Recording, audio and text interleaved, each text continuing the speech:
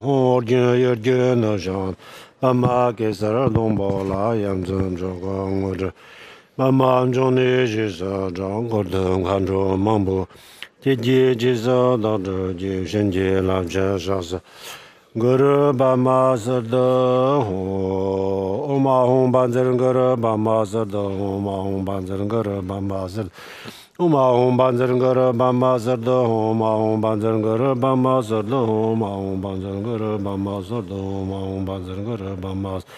Uma hum banzar gara bamba sarda Uma hum banzar gara bamba sarda Uma hum banzar gara bamba sarda Uma hum banzar gara bamba Uma hum banzar gara bamba sarda Uma hum banzar gara bamba sarda Uma hum banzar gara bamba sarda Uma hum banzar gara bamba Mahung banzar gara bamba sardo mahung banzar gara bamba sardo mahung banzar gara bamba sardo mahung banzar gara bamba sardo mahung banzar gara bamba sardo mahung banzar gara bamba sardo mahung banzar gara bamba mahung banzar gara bamba sardo ho jela da jo sora da bin lu da so gang da ne bi sa jo sa na da wan bo da zo jwa 主当在心别人在的所，中等的广播在忽然样拉上在，罗刚个罗主正你正着你的南大拉丝，今年东个就像就像你记得个老王子，刚到这边做了马路。另外的几十位这做跟老婆觉得这样了，这样的送，这的接着你们年龙理解叫做正在，马路么事等个人个今年正在拉着南，多年到江三金的所用的里做家这都。知道就你见这道路么事人家忽然样啦的。Umara bazana do umara bazana do umara bazana do umara bazana do umara bazana umara bazana do umara bazana do umara bazana do umara bazana do umara bazana do umara bazana do umara bazana umara bazana do umara bazana do umara bazana do umara bazana do umara bazana do umara bazana do umara bazana do umara bazana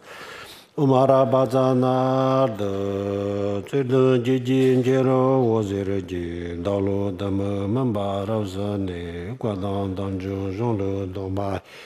罗州路边那瓦街的所罗，杨街进步做的你没上，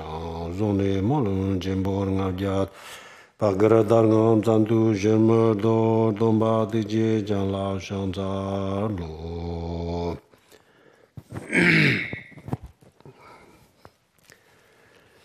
好，各位师兄，大家上午好。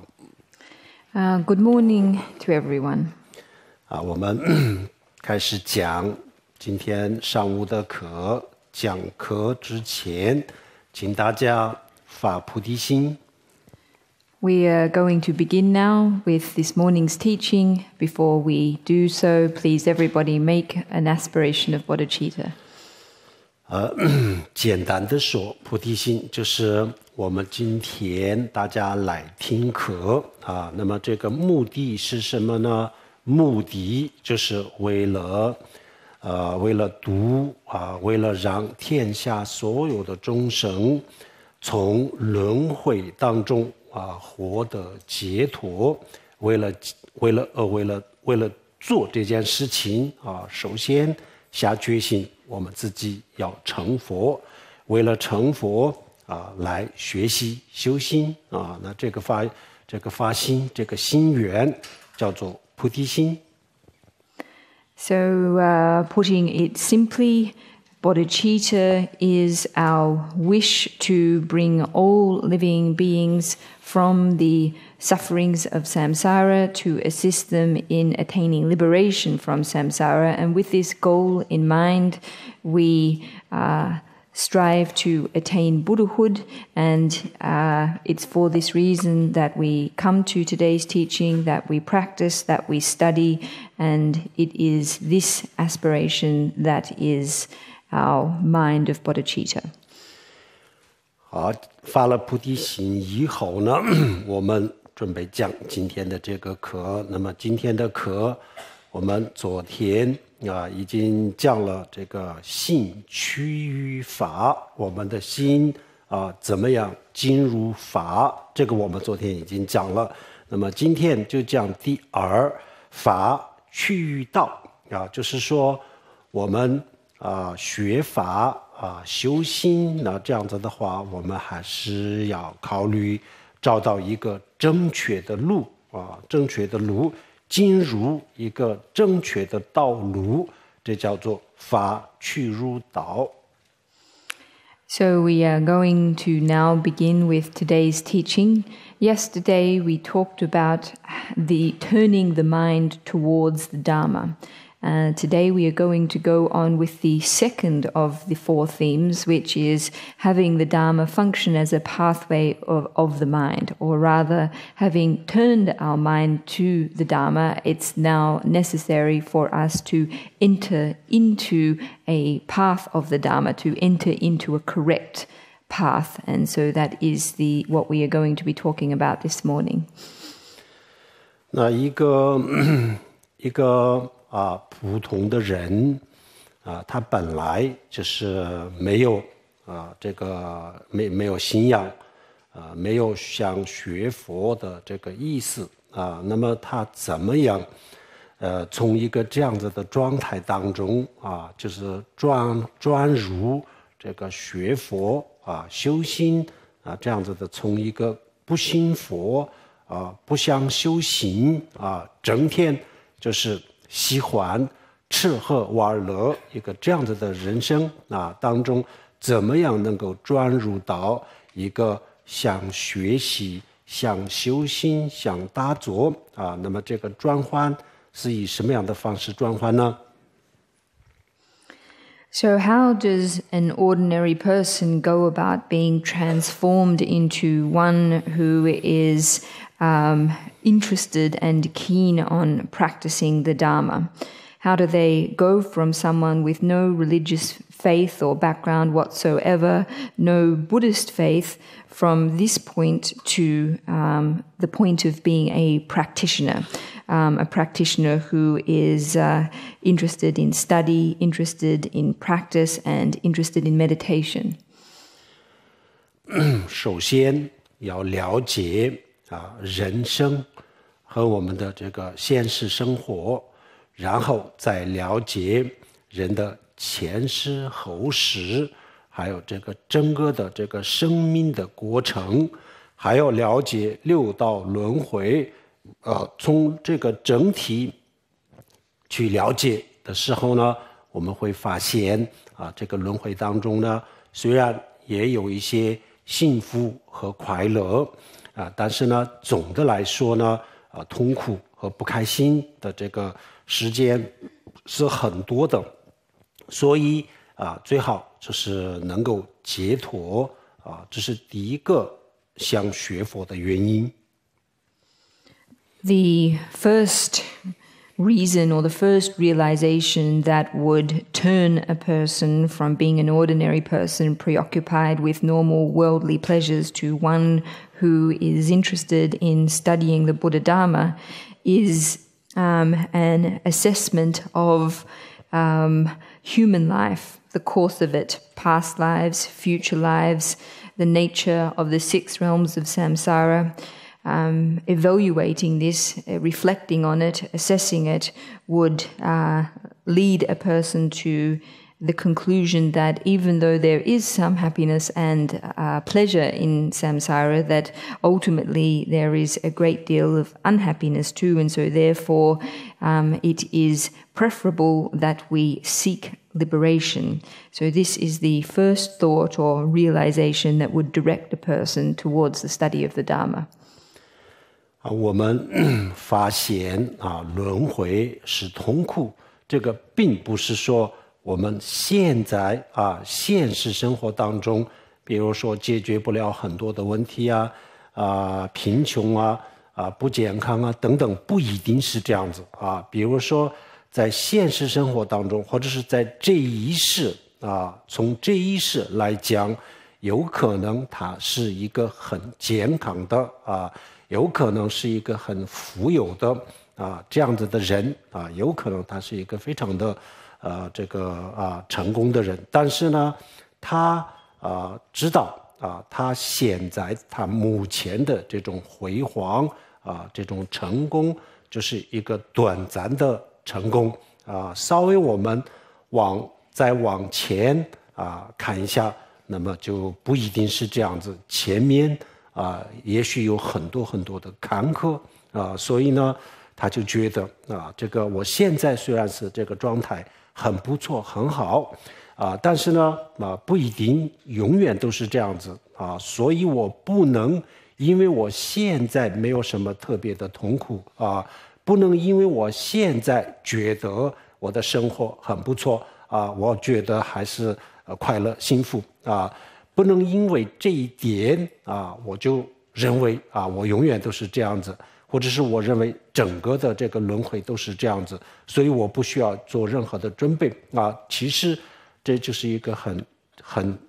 有质的想法，所以我要努力那这个也叫做，因为他发现这个轮回当中有很多的痛苦，所以呢，他现在不认为很痛苦，但是呢，这个不能代表整个轮回都是幸福的，所以他要奋斗，那这个也是其中的一部分的内容。At the same time, in saying that samsara is suffering, or that we should recognize the suffering that is intrinsic in samsara, we're not necessarily talking about encountering problems in one's life that one isn't able to solve, or being poor, or being unhealthy. It's quite possible, indeed, that a person who was healthy, well off, and successful in a worldly way would also come to a recognition of the suffering nature of samsara. That is, that despite the fact that in the present they are well off and in good health, etc., that this splendor or this success is in fact only temporary in nature. While one might be okay at this point in time, it's hard to say how long this will last for, and in fact whether it will last for very long at all. There could be all kinds of ups and downs in front of oneself. And so for that reason, a person realizes the suffering nature of samsara and therefore undertakes to study the Dharma. If a person were to say, well, right now everything's good, it's going to probably be like this forever, I don't need to worry about things too much, or if they were to say, you know, things are good for me, so I don't think samsara is suffering at all, and on this basis were not to make any kind of preparation for their future, then this would be a very childish kind of way of thinking. So that is why it is important to be diligent from this moment onwards. 有些人说我现在很幸福呀，我不觉得这个轮回有怎么痛苦我觉得我很好为什么要学佛呢？我为什么要成就呢？我为什么要成佛呢？就有人我们经常会听到一些这样子的问题。那这个现在他有可能真的是觉得很幸福、很开心。那这个他必须要知道，这个是他自己的过去的行善积德的果报但是这个不能代表整个的这个轮回都是这样子也不能代表他的未来的所有的一切的时间都是这样子，这个不一定他今年他觉得很幸福，但是明年他不一定觉得很幸福所以这些都是很幼稚的想法，因为我们的眼光特别特别的狭窄我们看问题然后就是思考问题都是非常的短暂，我们永远都是以眼前的这个事情为主过去未来都不怎么去思考，所以呢现在幸福那就说我不需要学佛，这个理论是不对的当然如果是他不想学佛不想修行，那是他的选择，当然是可以的。但是呢，这个理论是根本就站不住脚。So many people say, my life is quite fine, my life is quite happy. I don't see that there's anything particularly bad or overly suffering in nature about samsara, so why do I need to work towards realization? Why do I need to work towards attaining Buddhahood? This kind of attitude is one that is quite commonly heard. What people need to recognize is that while, of course, it is indeed possible to enjoy happiness in our lives, that these happinesses that we enjoy are the result of positive karma accumulated in past lives through positive actions and other good deeds.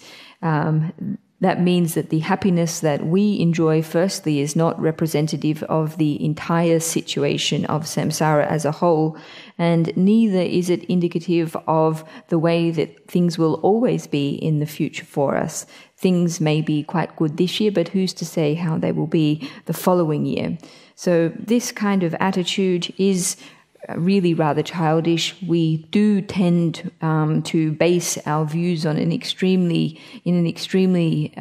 narrow understanding of time. We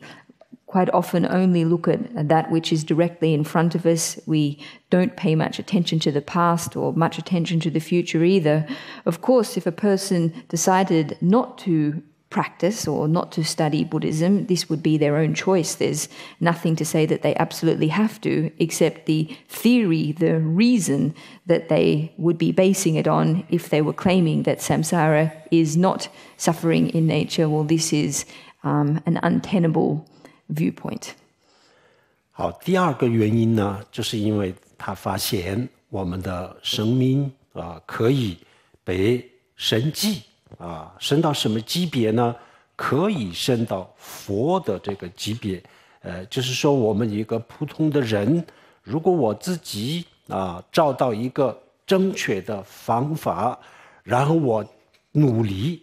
这样子的话，我可以我一个普通的人可以成为佛，我的智慧，我的慈悲心可以提升到佛的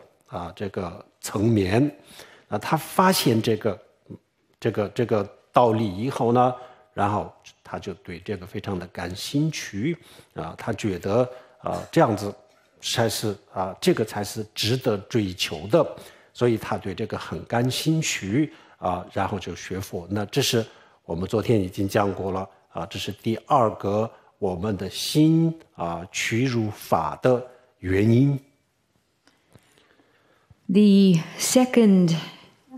reason or the second realization that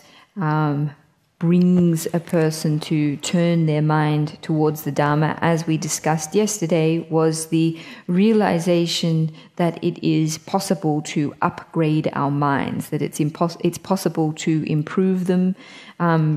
right up until the state of a Buddha's mind. If we have a reliable and effective method, then in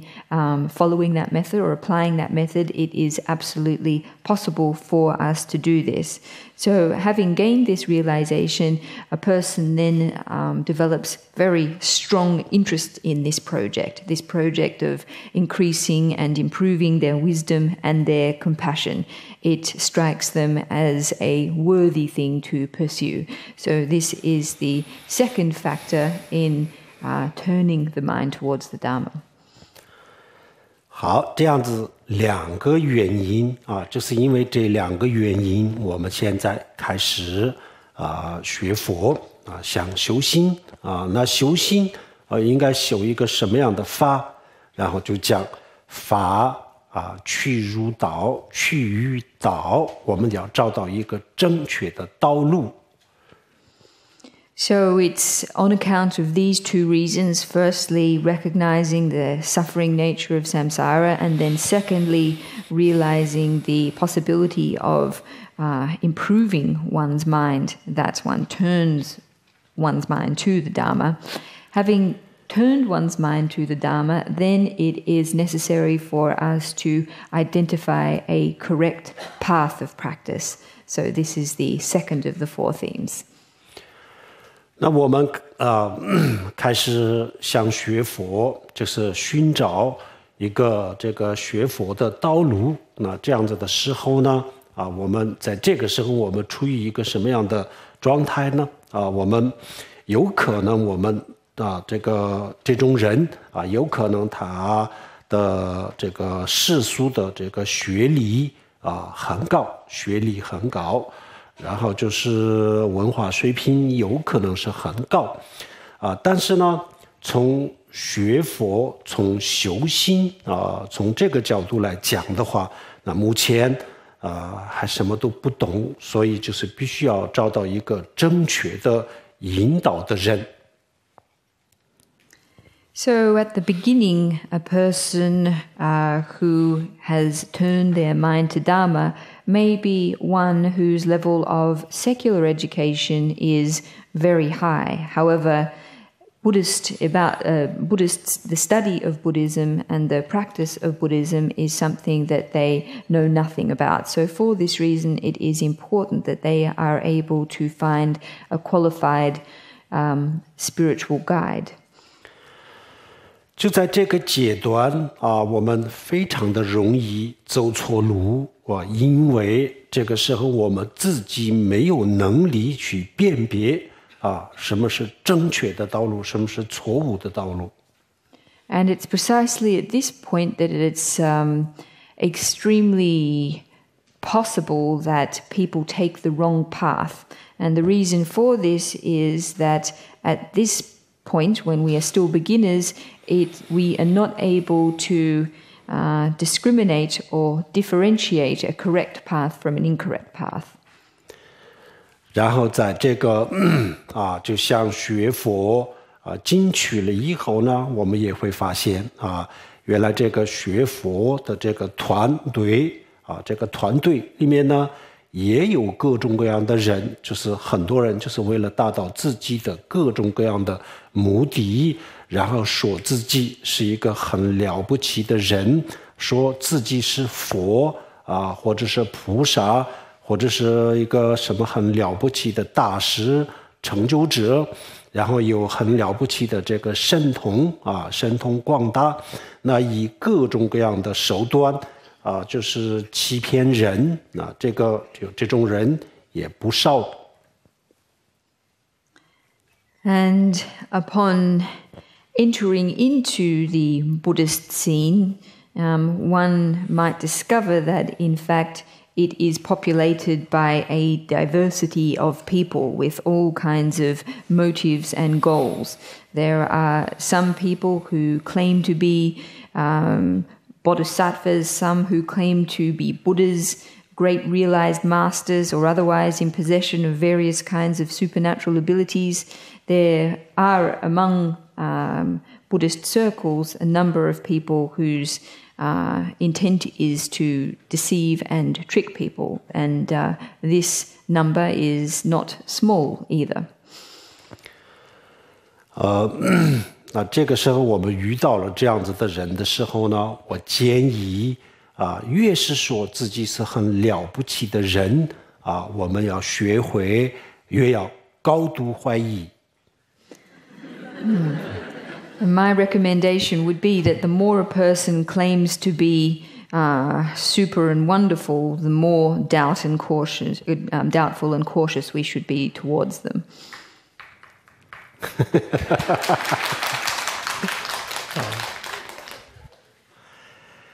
因为这个西方文化或者是科学里面呢，有一个叫做怀疑论他要怀疑，不要轻易的去相信一个人或者是一个宗教或者一种学说有些时候呢，这个确实是非常重要、非常需要的。Within the Western secular academic tradition, there is a school of thought known as skepticism, which urges people to be skeptical and doubtful of people, of religions, of academic or intellectual traditions as well. And this, in fact, is important. We shouldn't go about believing people too easily. 如果我们遇到了一个这样子的人那么我们不但是找不到正确的道路，而且我们就是为了他给我们指的这个路或者这个方法上面花的时间再多也是没有用，实际上我们的所有的时间都会被浪费的。And this skepticism is important because if we encounter a teacher who is unqualified in this way, then not only will we not find a correct path of practice, but all of the time that we spend on the incorrect path will be wasted time from the point of view of our practice. 怀疑论跟佛教的信心表面上看起来是矛盾的，因为一个呢就是不相信任何东西去怀疑另外一个呢就是要去相信所以呢表面上看起来似乎是矛盾的，但是实际上这两个不矛盾。On the surface, it would seem that skepticism and the faith or belief that is urged by the Buddhist teachings exist in contradiction with each other, from the point of view that skepticism urges us to be doubtful and not easily put our belief and faith in other people, whereas the Buddhist emphasis on faith is urging us, in fact, to put belief and trust in faith in another. However, even though on the surface they appear to be in conflict with each other, in actual fact they're not. 佛教讲这个信心有两种信心，两种信仰。那么其中一个佛教最看重的叫做自信那么这个自信它的这个过程只有3个不同的过程。诞生我们比如说我们的心中产生一个自信不是迷信，自信它有3个阶段。The Buddhism talks about 2 different kinds of faith. That is faith informed by wisdom or informed faith, and a confused faith or a blind faith. If we are to go about developing or generating a faith that is informed or underpinned by wisdom, there are 3 steps involved. 好，3个阶段。第一个阶段就是怀疑他要怀疑这个佛教的观点、佛教的修行等等等等首先要怀疑，他要怀疑这到底是对还是不对要有这样子的怀疑。The first stage entails an attitude of doubt, an attitude of skepticism towards Buddhist doctrines and towards Buddhist methods. So this first stage entails this attitude of skepticism. 好，第2个阶段呢，就是因为有怀疑，但是他想知道这个到底是对还是错，所以他就去观察如果我们不想知道的话，那就是怀疑而已，他也不会去他不会继续去关注这个事情。但是呢，他想了解他想知道，所以他进一步的去观察第2个阶段就是观察。The second stage is one of observation. So, based on the original doubts, a person who is hoping to look further into Buddhist doctrine and methods to understand whether or not they are valid or not will undergo a process of observation in order to find an answer. 好，第3个阶段呢，它就是通过观察自己得到了答案就是获得了这个结论这样子以后呢，他也许发现这是对的，也许发现这是错的不管他发现他的结论是错的还是对的他通过这3个不同的阶段，最后他就有一个自己的观点。And the third stage is where the person in question derives an answer from their inquiry. They reach a conclusion. It will either be one that, yes, the Buddhist views and methods of practice are valid, or no, they are not. In any case, this is the third stage, and it is one where the individual in question reaches their own conclusion about things. 那佛教讲人的根基有立根和钝根立根者他的心性就是这个知行，他通过这3个不同的阶段，最后他自己找到了一个坚定不移的心性从此以后呢，他要进入佛门在这个以后的学佛的过程当中，不管是什么样的文化背景，不管是什么样的环境，什么样的教育，他永远都不会有动摇的。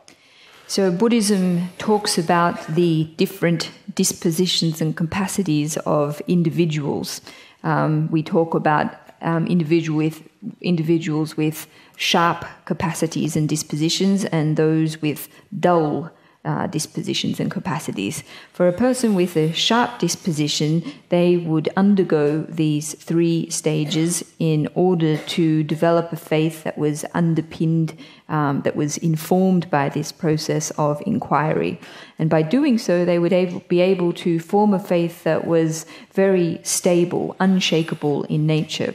As a result, for the rest of their practice career, wherever they found themselves, regardless of what cultural context or what environment they were in, they would not waver from their path of practice. 好，另外一个心性叫做盲目的心性盲目的心性呢，它没有这3个阶段，它就只有一个阶段直接就醒了有人说这个是对的，他以为是对有人说这是错，他就相信是错的自己没有，第一个他自己没有怀疑，第二个他又没有去观察，所以前面的2个阶段都没有，只有最后的最后的这个环节。And the second type of faith, as we mentioned, was a confused or a blind faith. And a person with this kind of faith doesn't go through the 3 stages that we mentioned, or at least not the first 2 stages of doubt and observation. They jump immediately to the final stage, which is directly placing their faith. So if someone says this is to be believed, they will believe it. If they say it is not to be believed, they won't believe it. In any case, this is not a kind of faith that is underpinned by a process of doubt and investigation. 好，我们现代人整体这个文化的水平是比较高的，所以这个观察的条件是相对来说是比较成熟的，所以呢，我们想学某一种宗教，或者是想跟随某一个人学习的时候呢，那首先必须要有这2个环节首先要怀疑怀疑并不是不好，怀疑是非常好的然后呢再去观察那么通过观察最后就得到了心性那么这样子自己就可以很放心的很安心的去学习这是在佛教里面呢非常的赞叹这种心性。In general, these days, people have a relatively high level of education, and so the conditions that would be necessary for undertaking this kind of investigation and inquiry in order to place one's faith, these conditions are relatively mature, you might say. So if we are interested in learning a particular religion or following a particular teacher, it is really necessary that we do undertake these first two stages. Doubt is a good thing. It's a positive thing. And it's also necessary that, having generated doubts, that we investigate further, that we observe further. Through doing so, we will be able to generate a really stable kind of faith, and as a result, continue on in our practice with great peace of mind. And faith that is stable like this and based on a process of doubt and investigation is highly praised in the Buddhist tradition. 佛陀很多时候都鼓励我们去怀疑他的话。The Buddha, on many occasions, encouraged us strongly to doubt the things he said. 但是有一些非常非常深奥的东西特别深奥的东西，那这个我们怀疑，我们当然可以怀疑，但是呢，因为这些很深奥的东西呢，它已经超越了我们的这个思维的范围，所以我们可以怀疑，但是呢，怀疑了以后呢，通过我们的观察最后我们能不能够得到一个很确切的这个答案呢？有点难但是这是极个别的问题上才是这样子。There are, however, some questions or content in Buddhism that is of a very deep and profound nature. And even though it's still possible, of course, for us to reflect on this content with an attitude of doubt, quite often these questions are one that surpass or transcend our scope or our ability of comprehension. So it's in respect of these few issues that finding an answer for ourselves through a process of observation is relatively more difficult. 所以我们要好不容易有一个像学佛、像修心这样子的心，那么就是我们在这样子的一个混乱的这个状态当中得到一个这样子的心，很不容易的。那有了这样子的心以后呢，我们一定要走上正确的路否则的话非常可惜，非常遗憾的。The fact that we have come to a point where we are oriented and we are interested, we're keen to study and practice Buddhism is not something that we've come by easily at all. In our chaotic world, our chaotic lives, to have reached this point of being oriented towards Buddhist study and practice is something that is very rare. So it's all the more important that we enter into a correct path of practice. 那么我想我们现在这个社会这个年代虽然有很多大佛教的旗号，大藏传佛教的旗号等等有很多这样子的事情但是我想总的来说两个问题是我们值得关注在这个两个问题上面呢，大家要谨慎一点。In our current age, there are many who go about carrying the banner of Buddhism and carrying the banner of Tibetan Buddhism in promoting themselves. There are, I think, two important things that we really need to pay attention to. 首先第一个是人人我们刚才也讲过了，就有很多人说自己是很了不起，是佛或者是菩萨那么我们不要听他怎么讲，就要去看他怎么做事情。The first is in respect to the people who make all these kinds of claims. Some, as we just said, claiming to be Buddhas themselves or Bodhisattvas. In this situation, the important thing is not to listen so much to what they say, but actually to observe how they act, what they do in practice.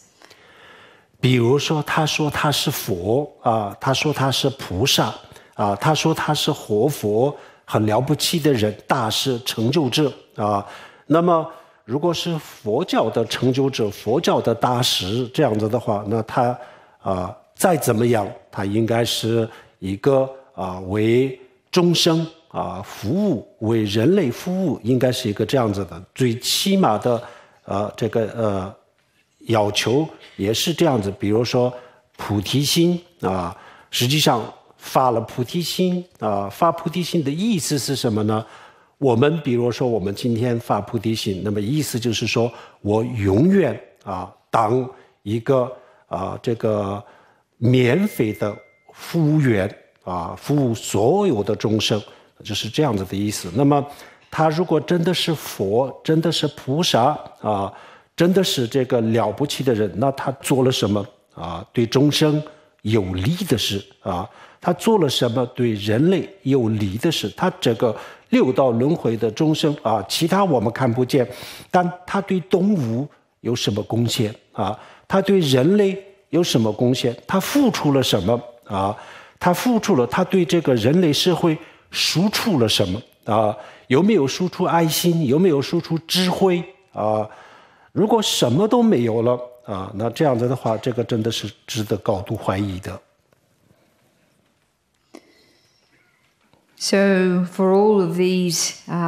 people who claim to be themselves Buddhas or Bodhisattvas, reincarnate lamas, masters, great realizers, etc.,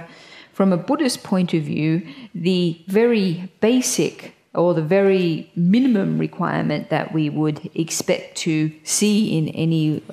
one of these supposedly great spiritual guides is a basic attitude of service towards others, an attitude of bodhicitta towards other beings, humans and including animals. When we talk about the aspiration of bodhicitta, really this is one where we undertake to be of service to all other living beings for free forever. And so in terms of assessing another person, another teacher who makes particular claims, we might ask, what do they do that is of benefit towards others, other people? What do they do that is benefit to other beings, such as animals? What contribution have they actually made to humans, to society? Have they contributed wisdom? Have they contributed compassion? And if they haven't done any of these things, then probably they are someone to whom we should exercise a great measure of doubt. 好，第二就是神通我们很多人对神通特别的感兴趣只要说是一个讲神通的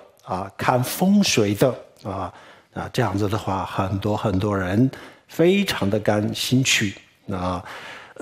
但是神通在佛教里面他也不反对神通但是佛教他也不追求神通。The other issue is that of magical powers or supernatural abilities. This is something that many people have a great amount of interest in. As soon as they hear that someone has certain magical abilities or that they are a feng shui master or something like this, they have great interest immediately. Insofar as supernatural powers are concerned, this is not something that the Buddhist tradition denies. However, it is not something that it explicitly pursues either. 那么神通如果用不好的话，神通也会让我们下地狱都有可能。比如说，在释迦牟尼佛的身边有一个人叫做提婆达多。因为提婆达多他有神通他就造了2个无间罪无间罪的这个罪过无间罪就是在佛教里面呢，所有罪过里面最严重的他就造了2个无间罪最后堕地狱。那么这个提婆达多如果他没有神通，那他没有办法去做2个无间罪，因为他有神通，然后他以神通把当时的一个印度的国王说服了，说服了以后呢，就通过国王的势力去造这2个无间罪神通最后让他下地狱所以神通如果用不好的话，那神通会让人下地狱遭罪，所以神通它也有这样子的很严重的负面的作用。Having supernatural abilities is something that also carries great risks and dangers if they are not used correctly. For example, in the time of the Buddha, by his side was a disciple named Tipodador, and he used his supernatural abilities to commit 5 of the most unforgivable Buddhist sins. The way he did this was he used his powers to bring a king under his power, and by this means he committed 2 of these very serious, unforgivable sins. As a result, he descended to the hell realms. We can see from this story, therefore, that supernatural abilities not deployed in a proper way can carry all kinds of risks and negative consequences. 神通如果真的有神通的话，它可以知道一些稍微比较隐蔽的东西事情，但是呢，神通没有办法让我们没有烦恼，神通不能让我们证悟，神通不能让我们解脱，所以我们对神通不能太痴迷。It's possible that supernatural abilities can give us can enable us to discover certain kinds of knowledge that is not immediately apparent, certain kinds of hidden or secret knowledge. However, supernatural abilities are of no use to us in eliminating our disturbing emotions. They're of no use to us in achieving enlightenment. They are no use to us in achieving liberation either. So for this reason, we shouldn't fall too head over heels with supernatural powers and the like. 我们东方西方都有很多自称是神通的大师号称是神通大师很多，但是我们东西方都每年每个月都发生这么多的自然灾害，死了这么多的人，为什么他们不预告一下？这个确实我也不知道是什么原因。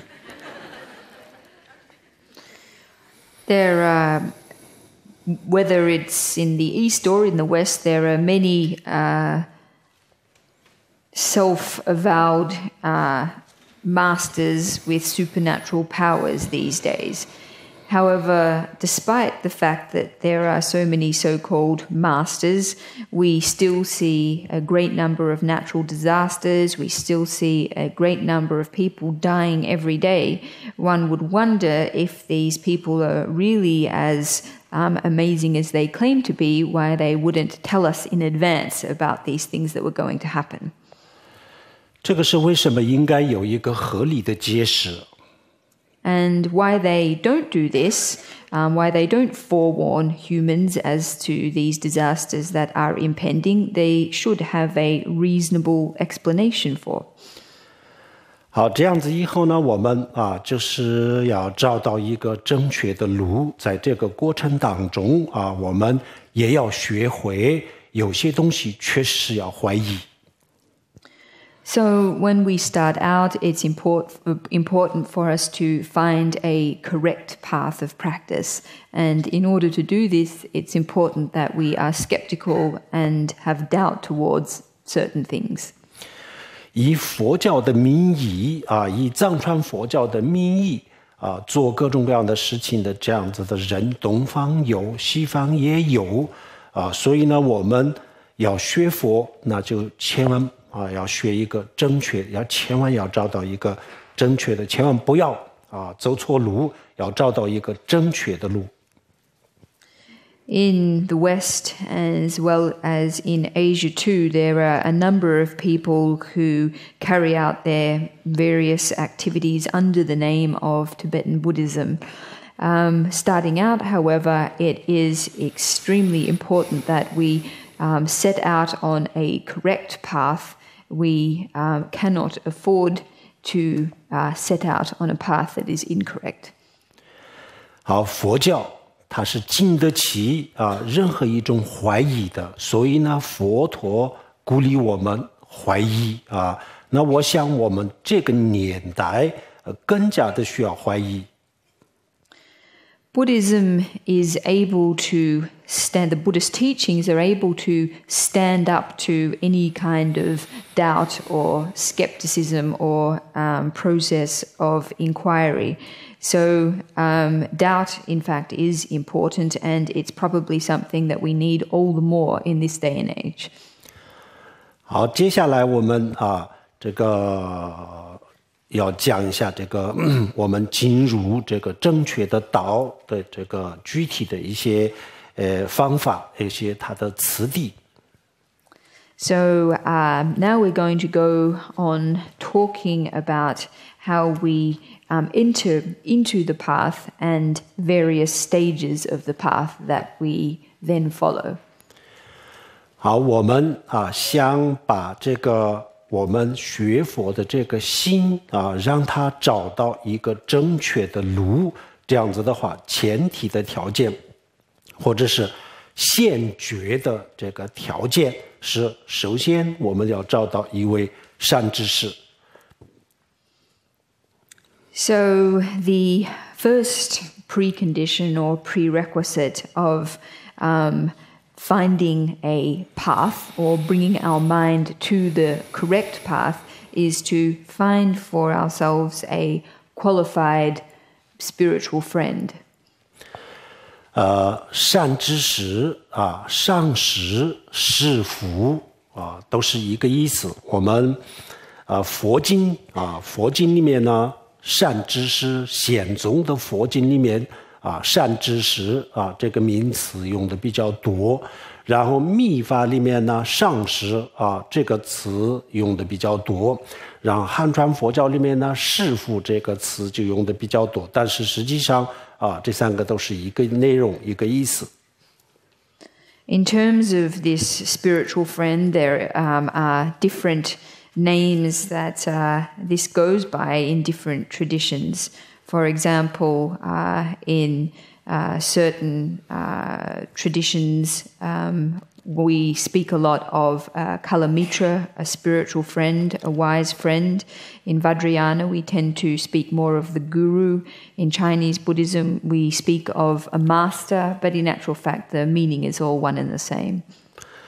好，在学佛的这个路上上师也好师父也好，善知识，这个确实是非常的重要。In progressing along the path of practice, having a teacher, a spiritual friend, a guru, or a master is extremely important. 佛陀的智慧就是好比是一个水库水库里面的水。We could draw an analogy by saying that the knowledge of the Buddha is like a reservoir of water. 然后从释迦牟尼佛到我们自己上师之间的一代的这些上师，在藏传佛教里面叫做传承上师那么传承上师呢，就像自来水的管道。And we could say, we could liken the many generations of teachers that connect the Shakyamuni Buddha to us, one generation after the other. In Tibetan Buddhism, we refer to these as lineage masters, we could say that these successive generations of masters are like a pipe. 好，然后我们自己的上师呢，就是这个水龙头一样。And our own teacher, our own guru, is like the faucet of a tap. 那么这三个都很重要。水库里面没有水啊，那有了管道龙头也是没有用的。然后有一个自来水的龙头，然后有一个水库，中间没有这个管道也是没有办法的啊。那么如果有水库有管道都有了啊，没有这个水龙头的话，那我们怎么去打开，怎么去关啊，都没有办法的。All three of these are extremely important. If we had a pipe and a tap with no reservoir, or there was no water in the reservoir, then we wouldn't be in a very good situation. If we had a tap and a reservoir but no pipe to connect the two, we would be in a difficult situation. And similarly, if there was a reservoir and a pipe but no tap with which we could actually access the water, no tap with which we could turn on and off the water, then again, we would not be in a good situation. So all three of these, the reservoir, the pipe, and then the tap that brings the water directly to us, are all very important. 对需要喝水的一个人来讲，这三个都非常非常的重要，三个都很重要。但是呢，离我们最近的不是水库，也不是管道，而是自来水的龙头。To a person who is thirsty and wants to drink water, all three of these things are extremely important. However, in terms of that which is most close to us, then it's clearly the tap that's most close. 然后把这个水直接倒入我的壶里面的也是这个水龙头。That which brings the water to my pot is the tap. 然后我自己想开就开，想关就关，我用我的手去可以操作的也是这个水龙头，也不是水库，也不是水管。And that which I can control, I can turn it on, I can turn it off, that is the tap. It's not the pipe and it's not the reservoir either. 所以对我来讲，这个水龙头很重要，特别的重要。So from our own personal points of view, the tap is extremely important. It's the most important thing. 同样的，佛的智慧在佛的心中然后从佛的心中把每一个这个传承的上师，把佛心中的智慧和佛心中的慈悲一代一代的传递，最后传递给我们。那么传递给我们的时候呢，它不是佛传递给我们，也不是这个中间的这么多的人传递给我们，而是我们自己的根本的上师传递给我们的。And in terms of the wisdom of the Buddha's mind, the Buddha's wisdom, the Buddha's compassion,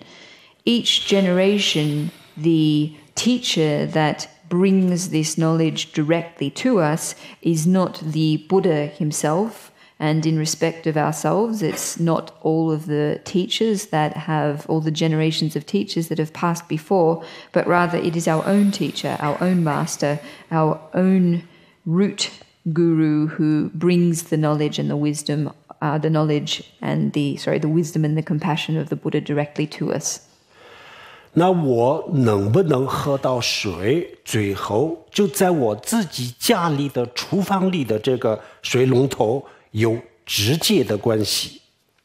Whether or not at the end of the day we are able to drink water resides primarily with the tap that exists in the kitchen in our own home. 佛法从2500多年前一直传到今天已经传到今天这个年代，但是呢，我自己能不能得到这个佛法的意义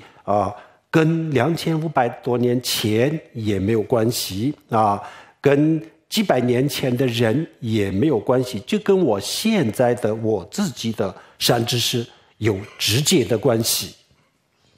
Even though Buddhism originated 2,500 years ago or thereabouts and has been transmitted since then,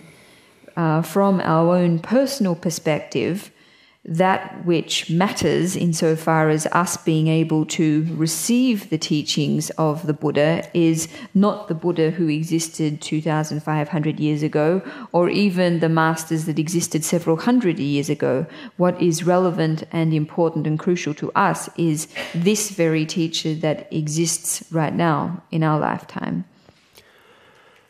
这个道理很简单啊，我们在学校读书的时候呢，也需要一个老师来给我们讲啊，并不是每一个学生他自己看他自己的书本学习。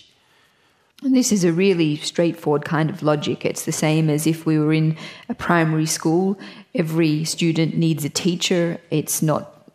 possible that they can just simply read their own textbooks and understand everything that way. 那么这个我们的善知识啊，我们啊，对我们就是因为有直接的关系，所以我们必须要找到一个标准的善知识。And because our spiritual teacher is one that has direct effect on ourselves, has direct relevance to ourselves, it's important that we find one who is qualified. 善知识如果它不标准，它不够标准啊，它没有达到这个善知识的标准，这样子的话，我们不能把它当作我们的善知识。If a teacher in question is not sufficiently qualified, then we can't afford to recognize them as our own teacher. 比如说我们在街上啊，一个没有资格证、没有医生的这个资质证的一个这样子的医生，陌生的医生，我们敢让他来给我动手术吗？任何人都不敢的。Of course, if we were to think of an unqualified doctor, a doctor who was not qualified, just some doctor who had set up their own shop, would we dare to let them perform an operation on our body? Of course we wouldn't.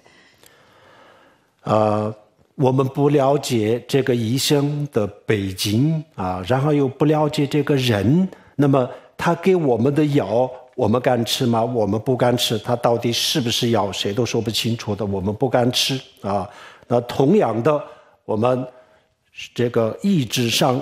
善知识的时候呢，那也必须要观察。So if we're not familiar with a person, we don't have knowledge about their background, would we be willing to take the medicine that they recommended? No, we wouldn't. And so it is with a spiritual teacher. It's necessary that we observe them or undertake a period of observation in order to gain familiarity. 然后善知识就像我们的汽车里面的导航系统 GPS 一样，如果这个导航系统有问题的话，那我需要去东边他一定把我带到西边。Our spiritual teacher, you could also say, is like a GPS system in our car. If the GPS system has something wrong with it, then when we need to turn to the east, it will take us to the west instead. 所以我们就是我们的车里面呢，就要安装一个比较可靠的这个导航系统，我们才放心跟着它走。So for this reason, it's necessary for us to install a more reliable GPS system in our car, and only then would we be willing to follow its instructions with peace of mind. 所以呢，我们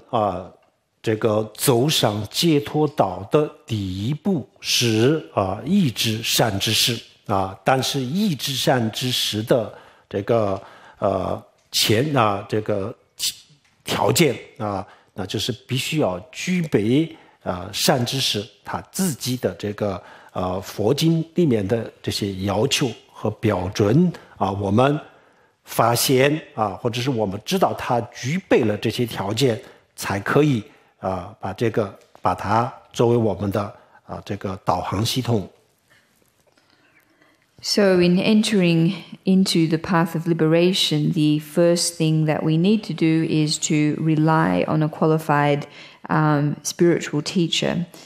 In assessing their qualification, it's necessary that they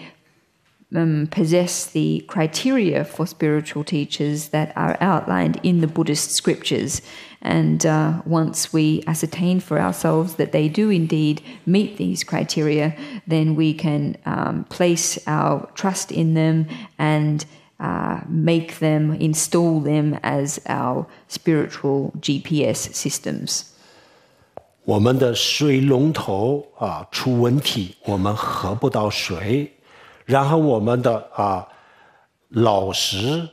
不够资格，我们学不到东西，到时候考试不过关。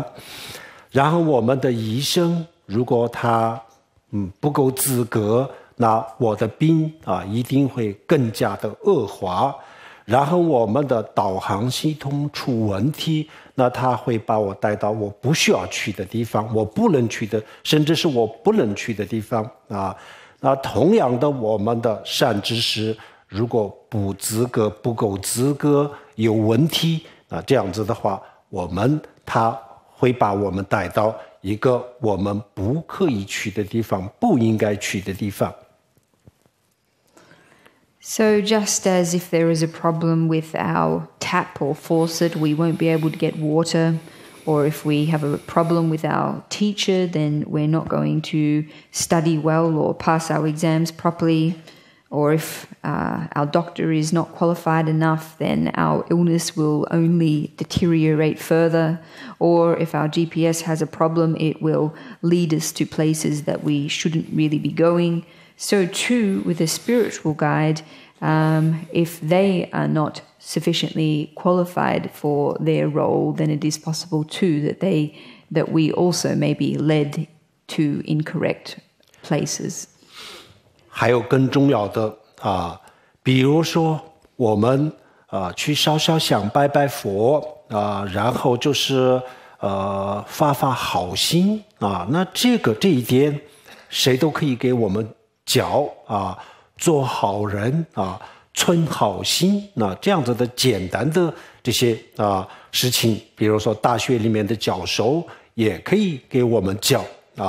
但是我们真正要去了解一下佛教讲的这些深奥的东西的时候呢，那确实没有善知识，我们根本就没有办法去了解这些东西。Of course, if we're just wanting someone to give us guidance in becoming a good person, doing positive deeds and kind things for others, someone who teaches us how to go about making incense offerings, etc., then this is a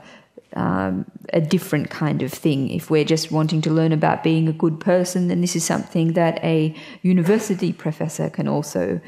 teach us. However, if we are wanting to learn about the more profound teachings of the Buddhist tradition, then it is very important that we do have a qualified spiritual teacher. 比如说汉传佛教的禅宗非常深奥的那么学禅宗那么你证悟了没有？你有没有达到这个明心见性这个地步？这个一般的人是看不出来的或者是有一点点佛教的知识啊，根本就不管用的，没有实际的修正啊，你的理论水平再高哦，都没有办法看出你到底证悟了没有。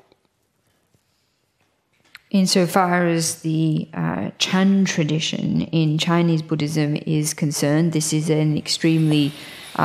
profound teaching lineage. In terms of its highest goal of practice, the realization of self-nature, this is not something that one is able to tell on the surface of things. And theoretical knowledge, even a very high level of theoretical understanding, is no guide or indication of a particular teacher's level of realization. 尤其是密法啊，密宗。那么密宗里面呢，它的每一个关键的词啊，每一个关键的词都有4种不同层面的内容。And in Vajrayana, key terms in the Vajrayana teachings, there are 4 different levels of understanding or 4 different explanations that can be given for every key term. 比如说光明啊、空行啊，还有这个坛城啊等等啊，这些比较关键的这些词都有不同的这个不同层次的内容。然后这些不同层次的内容呢，那它是越来越深啊，越来越深。内容上还有用词啊，用词上面呢，就是故意就用了一些外人没有办法理解的一些词啊，那是考虑当时的印度啊，佛教还没有传入这个东南亚的其他地方的时候，它还在印度的时候呢，它印度本身就是有很多很多宗教啊，有这个思想很活跃啊。或者是用另外一个不太好的表达的话，那就是比较混乱的地方啊。所以密法就是为了保持它的纯洁啊，就故意就用了一些比较别扭一点的词啊。那么这些词的真正的这个内容啊，只有善知识啊，一代传下来的善知识。他们才知道这个怎么去解释。So these different levels of understanding or different kinds of levels of explanation of words in Vajrayana Buddhism include terms like luminosity, emptiness, and attachment and greed. All of these terms have 4 different levels of understanding that go from a more general understanding to increasingly profound and deep levels of understanding. In addition to this, in Vajrayana, there is also the deliberate use of language that is abstruse on the surface or not readily apparent what the meaning of the words in question is. And the purpose of this in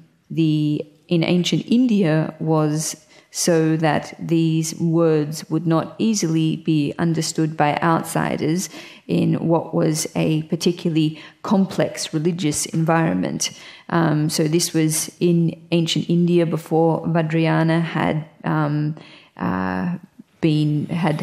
spread to Southeast Asia and other countries. During this time, the use of this secret language was developed with a view to preserving the purity of the Vajrayana teachings, and the meanings of these secret or concealed words is something that was only known by qualified masters and qualified teachers in each generation, and this knowledge was passed down generation by generation, and only these qualified masters were able to provide explanations as to these terms.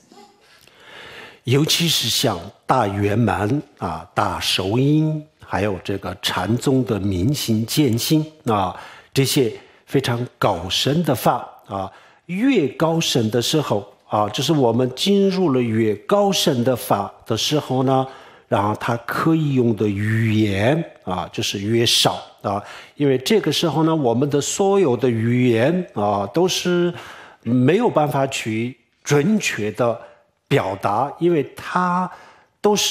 已经超越了我们的这个常识。我们的人类的语言是为了我们在现实生活当中方便沟通而创造的。然后当我们要表达一个超越我们的现实生活当中的这些思维的这个范围这样子的东西的时候呢，我们显得我们的语言就显得非常非常的无力它没有办法表达，所以这个时候呢，没有太多的语言给你讲清楚所以这个时候呢，如果没有一个经验非常丰富的善知识上师这样子的话，根本就没有办法把真正的这个明心见性或者是大圆满这样子的东西传递给我们，没有办法的语言，这个时候是不太起作用的。And particularly in extremely high teachings such as the Mahamudra or Dzogchen or the Chan teachings, at this very high level of practice, then in fact the usage of language becomes less and less. It's possible to rely on fewer words. Part of the reason for this is that because these traditions of practice are talking about levels of realization that are extremely high, it's difficult to use in our everyday, or to use our everyday language to speak about these experiences that really transcend the capacity of language to describe them. Language was something that was invented in order to facilitate communication and convenience in everyday life. So we find that when we want to use it to describe states or experiences that surpass or go beyond our everyday lives, that language it seems to be an incapable or somewhat ineffectual tool. So for this reason, it's all the more important that we have an extremely experienced master or an extremely experienced teacher who is able to communicate the subtlety and nuance of concepts such as realizing one's self-nature or realizing one's rikpa, etc. Without such a teacher, then it's extremely difficult, if not impossible, to transmit these ideas and concepts. 所以我们有些人觉得我们不需要上师我自己去可以看大圆满，我自己去可以看大手印，这些大圆满大手印现在已经是非常非常公开这个网络上到处都有这个电子版，我自己可以去看我不需要什么善知识。但是这种想法是不对的。我们比如说，我们想了解一下大圆满他在讲什么，大手印他在讲什么，简单的一些字面上的，或者是他的一些大致的内容去了解一下，可以的，自己去看，只要观过定只要有观过定，先去了解一下可以。但是如果你真的要去证悟，要体会它的内容那我们自己去看书永远都不可能，永远都达不到这个深度。And many people say, especially in relation to the Mahamudra and Dzogchen teachings, that it's not necessary to have a teacher. They can read the texts themselves and gain an understanding for themselves this way. And of course, materials, texts on Mahamudra and Dzogchen are extremely widely available. They're very openly available these days, what with the rise of the internet and so on. Of course, it's possible for us to read texts. It's possible, if we have an appropriate initiation, to gain familiarity and overall understanding of these traditions from a theoretical point of view. However, if we are wanting to gain an experiential understanding of these teachings, then clearly just reading these books ourselves is by far not enough. It's essential that we have a teacher who can impart this to us. 所以我们如果想了解或者想证悟真正的佛教的智慧，那这样子的话，那我们首先必须要找到一个标准资格的上师。So if we really want to understand the Buddhist teachings and gain realization of the Buddhist teachings, the first thing we need to do is locate for ourselves a qualified spiritual teacher. 那么什么是标准什么是资格呢？是不是名声不是是不是实力？也不是是不是这个头衔？比如说堪布呀、歌席呀、活佛呀、法师呀、法王是不是这些头衔？也不是。So what do we mean by a properly qualified teacher? Are we referring here to the fame of the teacher in question? Are we referring to their power and clout? Are we referring to their formal status or title, such as Kempo or Geshi or Chogyal or something like this? No, we are not. 那么最起码的标准，低的不能再低的最低的标准是什么呢？我们的上师必须要有标准，非常标准的菩提心这个条件最低的限度，这是底线，不能再低了，再低了就是不资格了，我们不要去依止。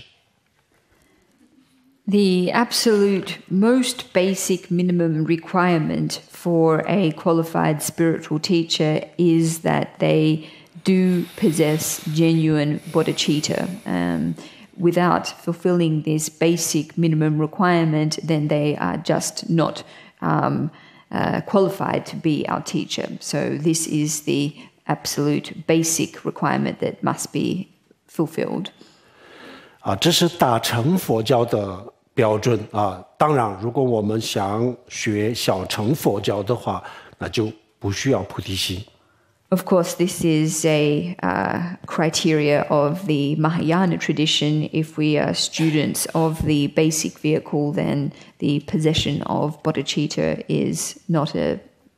necessary requirement. 好，第二个标准是什么？比如说，我们向这位上师学大圆满、大手印这样子的话，那一定是他自己是一个证悟了大圆满，或者是证悟了大手印的人。And if we are hoping to rely on this teacher to lead us to the realization of the nature of our own minds, such as in the Mahamudra or Dzogchen traditions, then it is important that the teacher we rely on has themselves realized the nature of their minds in this way. 然后第三个条件就是，比如说他有菩提心然后也有证悟了大圆满但是呢，不懂得怎么样表达这样子的话，他本身是很了不起的人，但是呢，我们得不到什么东西，所以呢，懂得表达能够讲的一个这样子的人，那么只要有这三个条件，我们可以把它当作这个我们的善知识根本的上师虽然佛经里面讲了很多的标准，但是如果这个所有的条件都要具备，那确实是没办法找到这样子，几乎是没有办法找到。但是佛经里面也讲得很清楚了，他说未来就这种人就比较不容易找到，但是呢这个里面这些条件里面呢就有几个关键的条件就可以依止，可以当当做自己的上师啊。那么几个关键的条件就是我们刚才讲的这几个。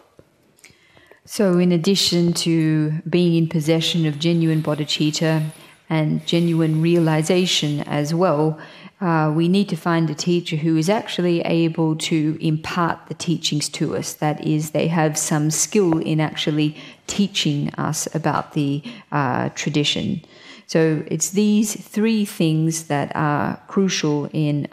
finding a qualified teacher. Although the Buddhist scriptures do detail many different criteria for a qualified spiritual teacher, in actual fact it's almost impossible to find a teacher that embodies all of these many criteria. It was also said in the scriptures that in future times it would be difficult to find teachers who embodied all of these criteria. And the scriptures emphasize the three important things as being those that we just looked at: bodhicitta, realization, and the capacity to impart the teaching. So when we're looking for a teacher, we should pay attention to these 3 points. 善知识啊，我们不能把它当作一位老师啊。老师是什么呢？他可以给我们教知识仅此而已。那么善知识、上师啊，他可以给我们教这些佛教的知识、佛教的常识。除了这个以外，更重要的，他要能够改变我啊，能够改变我，有各种各样不同的方法来改变我，就有这个能力的人才叫做上师。所以呢，老师跟上师不一样的。如果我们的上师只有一个老师，只起到一个老师的作用可以给我教一些佛教的常识那当然也好，但是还不够这个上师的标准。So we can't afford to look upon our spiritual teacher as an ordinary teacher. Ordinary teachers are capable of teaching or imparting to us ordinary knowledge, and indeed Buddhist teachers are capable of teaching us Buddhist common knowledge as well. However, our spiritual teacher is one who is able to bring about changes in us through various means and methods. And so it is important that we understand the difference between a spiritual teacher and an ordinary teacher. 所以在这个藏传佛教里面呢，也讲，如果我们真正找到一个这样子很标准的上师的话那么他让我做的事情跟这个佛经有矛盾，有些时候也会有矛盾那有矛盾的话，那我还是根据佛经去做，还是我根据我的上师的要求去做呢？如果你可以确定，你完全确定他是一个标准的上师的话，那么这个时候虽然是表面上看起来他要求我去做的事情跟佛教是有冲突的，但是呢，我还是跟着他的要求去做。What if, having identified a qualified spiritual teacher, this teacher advises us to do things that are in conflict with the Buddhist scriptures? What should we do in this situation? Well, if we can be convinced that the teacher in question is indeed qualified, then even though on the surface what they advise us to do is in conflict with the Buddhist scriptures, we can undertake it, or we can follow their advice in any case. 因为他有菩提心我们已经确定他有菩提心，所以他绝不可能为了达到他自己的什么个人的目标，让我去做一些违背佛法的事情这一点有菩提心的人是绝对不可能的。And the reason for this is that a qualified spiritual teacher has genuine bodhicitta. And for this reason, they would not advise us to do things that were in conflict with the Buddha's teachings in order to achieve some kind of self-interest or to achieve some kind of purpose of their own. With a aspiration or with genuine bodhicitta, this is not something a qualified teacher would be able to do.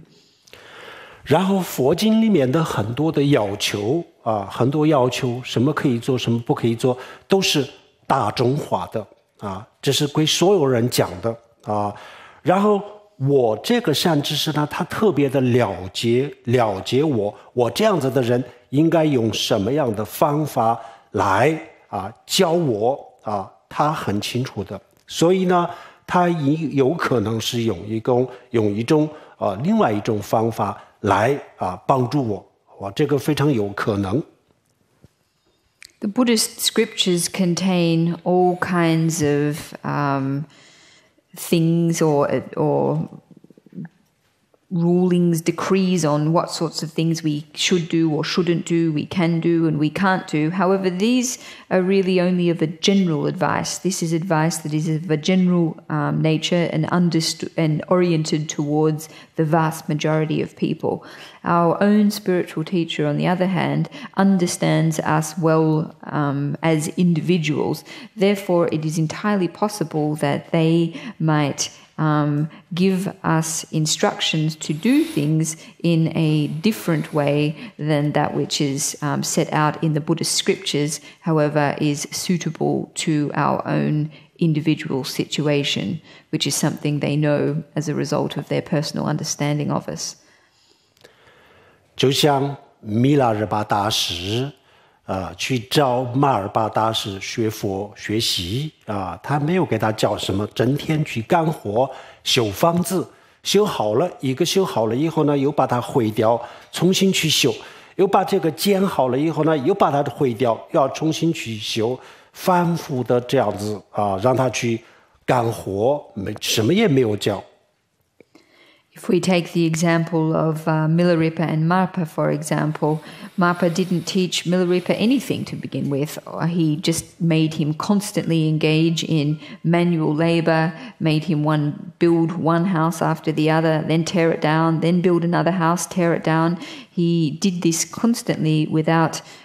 teaching Milarepa anything. 汉传佛教禅宗的六祖慧能大师当初到五祖弘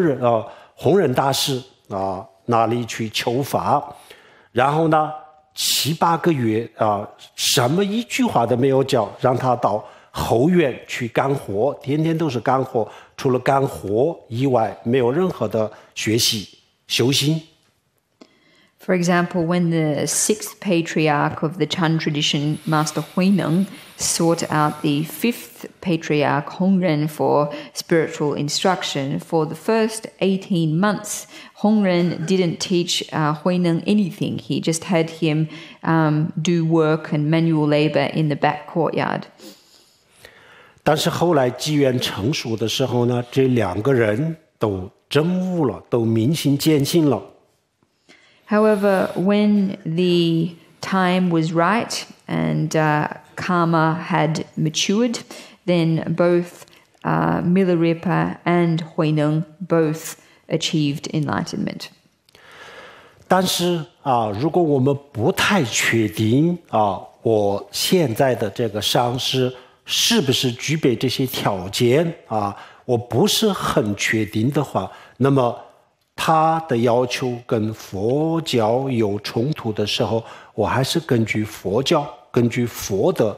要求去做。However, if we still aren't in a position where we are convinced of whether our teacher is qualified or not, then in this situation it's best to err on the side of what the Buddhist scriptures advise us to do. 当年米拉日巴大师他离开马尔巴大师，他已经证悟了那么他离开的时候呢，马尔巴大师也就祝福过他。他说以后你教学生的时候呢，不要用我的这种方法去教啊，因为你这样子的学生也很少啊，我这样子的上师也很少的，所以呢，你就不要用我这一套。For example, when after Milarepa had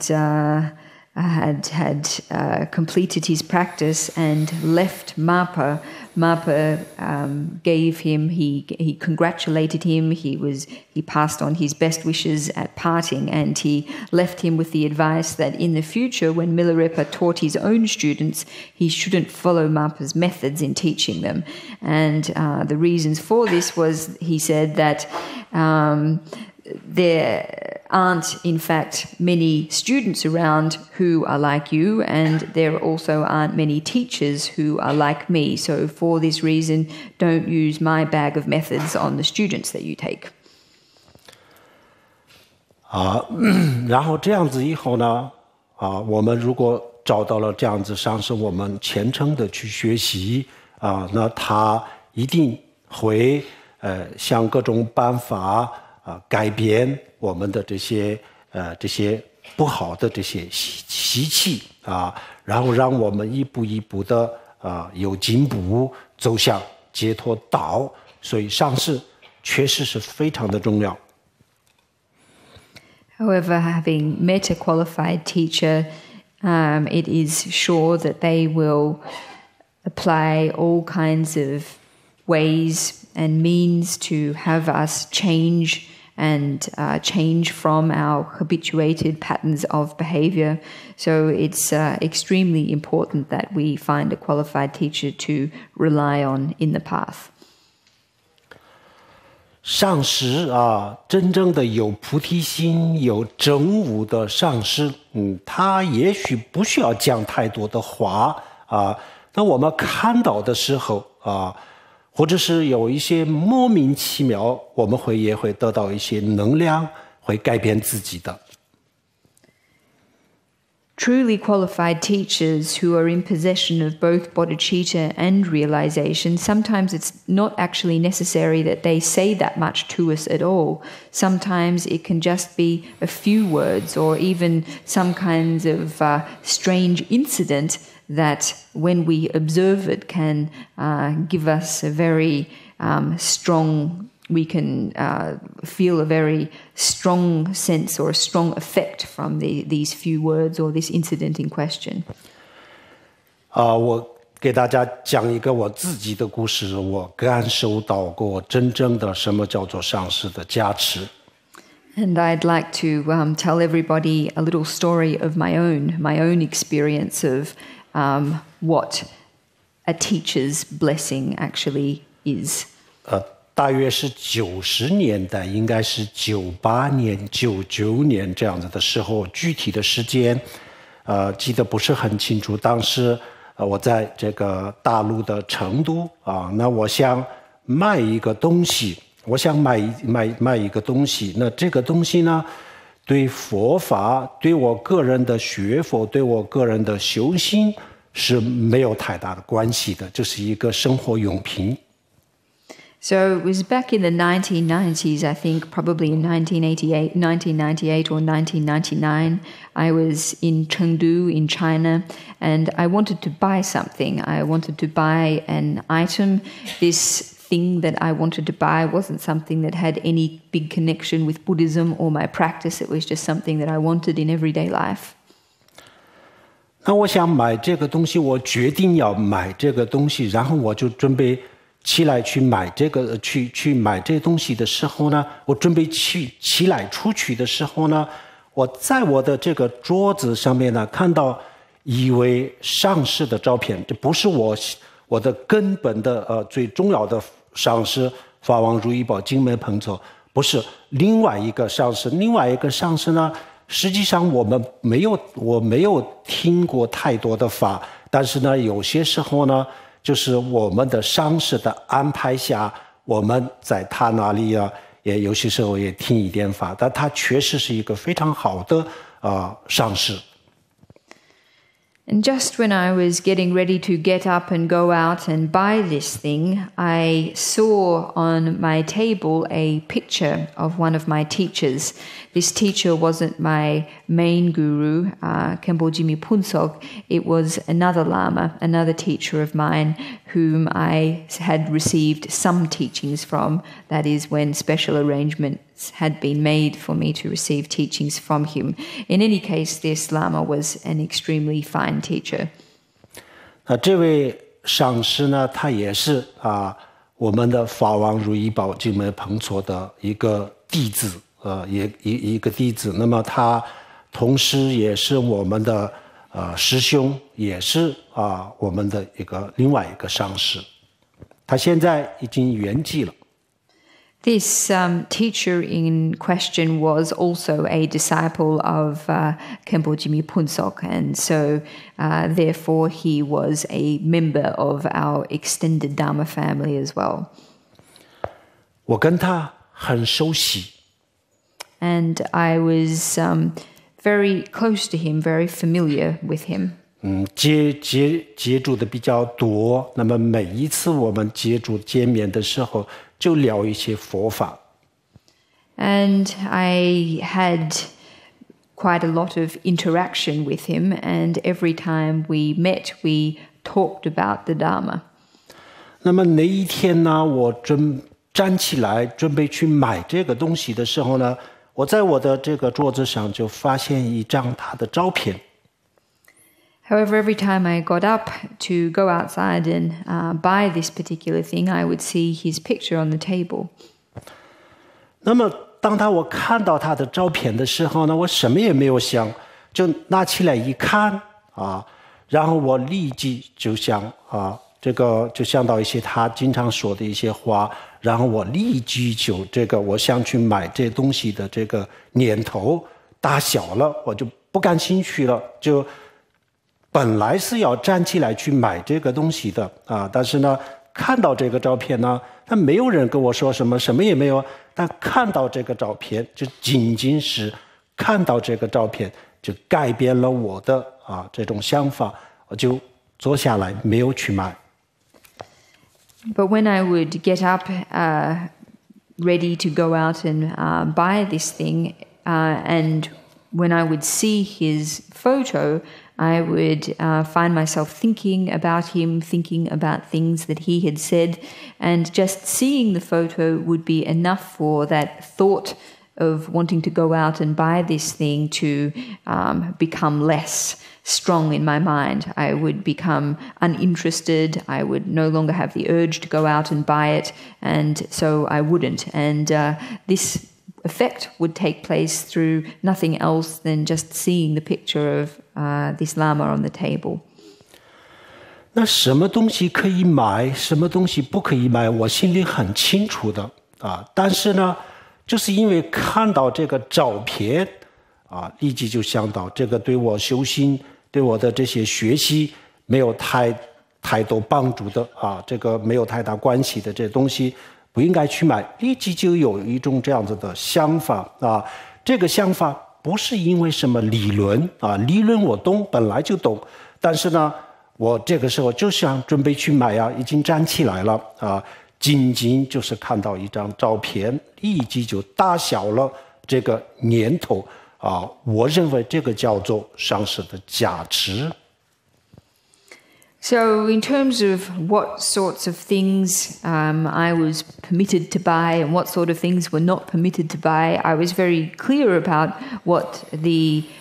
Buddhist scriptures had to say about this, what was allowed and what was not. And when I would see the picture of my teacher, it was just seeing him and remembering him that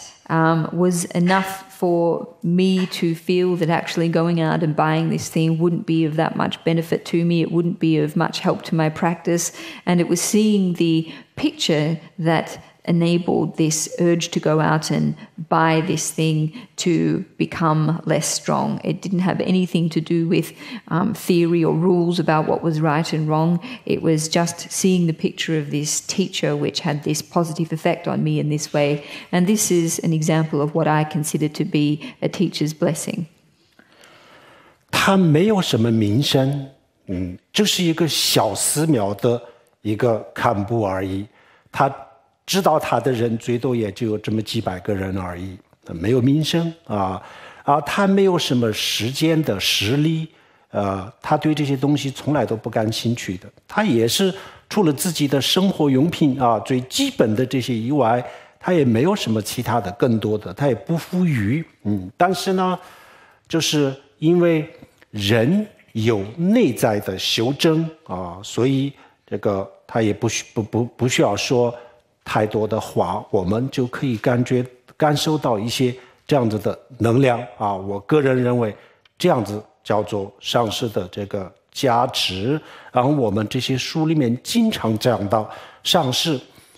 不仅仅是能够教这些佛教的知识，而且能够改变别人的行为，有这个能力的人才有资格做上师那么不仅仅是人照片都可以改变人的这些起心动念那这个叫做上师。So this teacher of mine, he wasn't famous, he wasn't renowned, he was just a Kempo of a small monastery, and the number of people who knew him were probably only, several hundred. He didn't have any worldly clout, he wasn't well off. In fact, his belongings and possessions were just those few that you need for your basic everyday life. However, what this teacher did have was the power of inner realization, and therefore it wasn't necessary for him to say much. One could already feel the power of that inner realization without using lots of words. So when we talk about a qualified teacher, the scriptures and the tradition often speaks about teachers who are not just able to teach us the knowledge of the Buddhist teachings, but who have the power to change our behavior. And it is primarily this, the capacity to induce changes in our behavior, that is important to a teacher being a qualified spiritual guide. And it's not just the person who is able to have this power of blessing. It's also possible for a qualified teacher, just a picture of them, to have this effect too. 那这个就是我刚才讲的，就是一个比较普通的干部里面呢，就是也有这样子的那么像法王如意宝这样子的这个上师呢，这个加持就更不用说。我们今天在座的很多的出家人都是法王如意宝的弟子，他们每一个人都有很多很多的故事讲不完的那一般的稍微修行比较好的人，虽然是没有名气，虽然是没有什么实力，但是他们因为这些传统的这些上师，他们的修行，他们自己的这个严格要求自己各方面他们虽然是外面没有什么很大的事这个名声，但是是有这样子的这个内在的能量我们感觉得到那这样如果能够找到这样子有加持的上师改变我们的一些行为是不难不难光是学理论学知识来改变我们，确实很多知识我们都懂我们很多人去做犯法的事情，犯罪的事情他们很多人都懂法律他懂法律他知道这样子去做有什么法律的惩罚，他知道但是呢就是改变不了自己约束不了自己。所以我们如果找到这样子的上师，那就是改变我们是不难的。 So this teacher in question, he was just an ordinary Kempo, and yet he had this remarkable power of blessing. A remarkable and extraordinary teacher like Kempo Jimmy Punsok, for example, well, there's really no need to speak then of his the scope of his blessing power, which was extremely immense. Many of the lamas in the audience today are students of Khenpo Jimi Phuntsok, and everybody will no doubt have their own stories about the very amazing extent of his blessing power. In terms of traditional masters in Tibetan Buddhism, it's not necessary for them to have the external trappings of fame or renown. The power of their or their high state of practice and the power of their inner realization, the extremely strict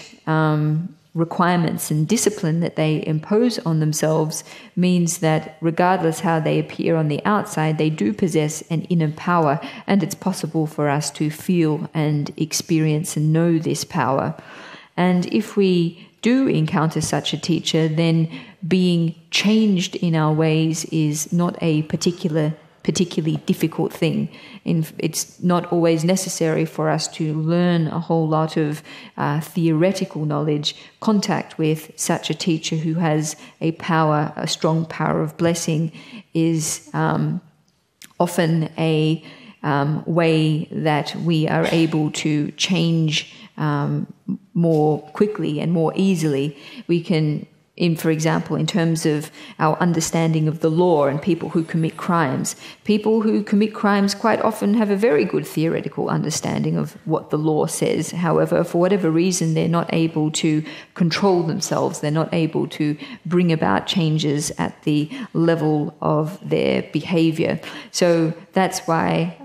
when we speak of a qualified teacher, a teacher who is able to bring about change in us through the power of their blessing is very important. 好，我们照到了这样子的上师的时候呢，那我们对上师要有恭敬心啊。西方就是大家都很强调平等啊，那当然从法律的角度讲，不管是上师也好，弟子也好，都是平等的。但是呢，从学佛的角度来讲，那我们应该有恭敬心啊。当然我们要有恭敬，我们凭什么要恭敬？那肯定是需要理由的啊，就是因为理由是什么呢？理由就是因为他有菩提心啊，他有证悟空性的简洁，而我没有啊，我要向他学习，我想得到他的这些东西，所以我要恭敬心啊，我没有这样子的恭敬心啊，那我们就想把这个法律上面讲的这个平等这个概念啊，拿到这个佛学师徒这个当中来看啊，这样子的话，我们很多时候就是没有这种恭敬心，那这样子的话，我们很多时候就得不到这个上师的加持啊，就是我们大家都是平等啊，那你应该给我呀？为什么呢？就是因为这是我买了门票的呀，所以呢，你要给我是我自己买的呀。那这样子讲肯定是不行的。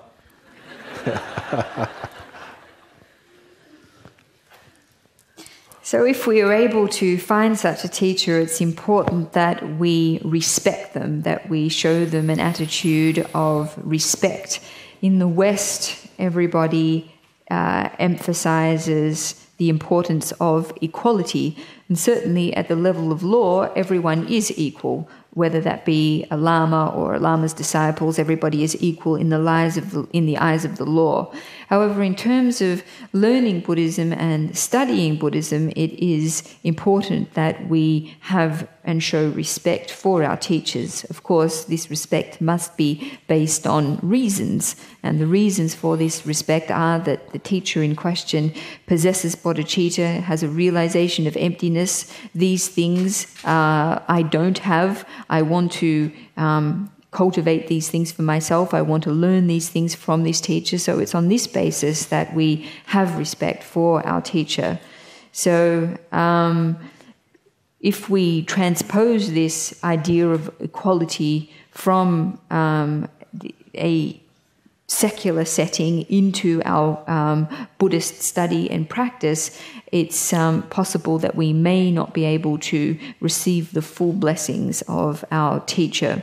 It then becomes a situation where we have a very transactional attitude towards the relationship between our teacher and ourselves, the students, kind of like we feel that, if we bought a ticket, then you should give us this. And this attitude is clearly not one that we should have. 就像我们很多的学校因为它的学费很高然后呢，很多的学生对他的老师没有什么感情，没有什么像传统的这种师徒的这种感情那么反而他觉得你应该给我教为什么呢？你教我是我买的，我付了这么高的学费那你凭什么我还要对你有恭敬心呢？你教我是理所当然的事情不教反而是你的问题因为我付了这么多的钱。他们有这样子的现在很多的这个学校的师徒的关系就是这样子那么他们的想法也不能说完全是没有道理但是呢，如果把这个想法拿到佛教里面佛教的师徒里面，那确实是我们可以学到佛教的知识，我们可以在我们的上师那里我们可以学到很多的佛教的知识，但是我刚才讲的这种加持是没有办法得到的。So in many schools and universities these days, because students pay very high tuition fees in order to attend these schools, the relationship between teacher and student no longer has the traditional values of respect and affection that once characterized these kinds of relationships. People or students feel that since they paid fees, then their teachers should teach them various kinds of knowledge. This is the inevitable way that things should be, given that the fact that they have paid a lot of money. They don't see that they should necessarily have respect for the teacher. After all, they are the customer. This attitude we can't say is entirely unreasonable. However, if we bring it into Buddhist study and practice, then, as we said before, while it may be possible for us to learn theoretical knowledge about Buddhism, it will be impossible for us to receive our teacher's blessing. 所以呢，我们作为上师的，那也就比如说我们观宾传法，还有就是这些佛教的这些知识应该是免费的这个我觉得确实是应该是免费的，这个不能收费比如说我们租一个这样子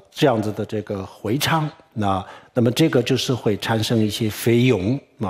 如果这个费用我们比如说一个主办方他承受不起的话，那么可以收一点点适当的费用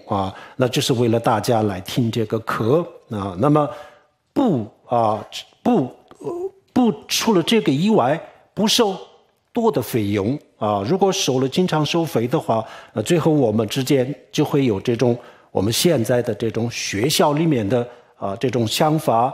是没有办法控制的，自然而然就最后就会有这样子的想法，这没办法控制。所以我们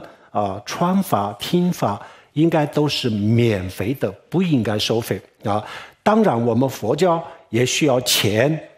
有些时候需要道场也需要钱，印书也需要钱，很多地方有需要钱的地方那么这个我们可以比如说有些稍微条件比较好的这个功德主，如果他有这个能力的话，那么他们去做，第一个不影响到他的生活第二个呢，他自己也是一个积累福报的这个一个机会第三个呢，通过他的付出也就很多的人受益了实际上他这个人功德主他也没有吃亏那我们应该用这样子的方式去做不应该这些不应该收费这个我觉得我个人的看法从以前到现在都是这样子。As teachers of the Buddha Dharma, it's my opinion that insofar as our activities are concerned, whether it be giving initiations or giving teachings, that we should do these things free of charge. That is, we shouldn't charge a cost for people to come to initiations and to come to teachings. Of course, if we're going to rent a facility such as this, then it's clear that this costs money. And if it's not possible for us to cover these expenses ourselves, then it is reasonable if we charge a cost that is just enough to cover the basic expenses of renting the facility. We shouldn't charge a cost that exceeds this basic threshold. And the reason for this is that if we do, then it is inevitable that attitudes similar to those which have arisen in the secular school context where people pay their tuition fees will arise. It's inevitable that these attitudes will proliferate. It's not able, we wouldn't be able to control the development of these attitudes. It's inevitable that they would happen. The best case scenario is that one, of course, as Buddhism does require money, it does require resources, whether it be for Dharma centers or temples or printing literature, etc. However, it is best as far as possible, especially in terms of teachings, giving teachings, and for people who are coming to listen to teachings, that these be provided free of cost, preferably through the support of a sponsor or a donor who is of relatively better off means and for whom supporting such an event doesn't impact too seriously on their own livelihood. In supporting such an event, they are accumulating a great deal of merit. They're also benefiting others in a very major way by supporting such an event. So if this is able to be done, then this is the best way, and a cost shouldn't be charged to other people who are attending. In any case, this is my own view. This has been a view that I've had since the very beginning, and it's still a view that I have up until today. 米拉日巴大师就是从一个很普通的人最后把他变成培养成一尊佛，那是马尔巴大师培养的，但是他没有收费。然后呢，六祖慧能大师也是一个很普通的人，普通的人连字都不识，就是一个每天到山上去砍柴然后卖钱养自己的母亲的一个这样子的小子但是呢，他后来就是弘忍大师把他从一个普通的人，把他又变成了一个跟佛差不多的人，也没有收什么费。要是收费，这个价格是多少，任何人都不知道这是无价之宝，这个真的这个价格是多少，谁都不知道。但是他们也没有收什么费。当然了，如果我们今天每一个人都要这样子，那不是这个意思，肯定是不是这个，我们也给不起这么好的他们给出的东西但是呢，只要是佛法，那我们应该是建立在这个利他的心这是最起码的要求。不管是任何一个佛教的活动，它最起码它应该建立在利他心菩提心那就更好了至少是建立在利他之心。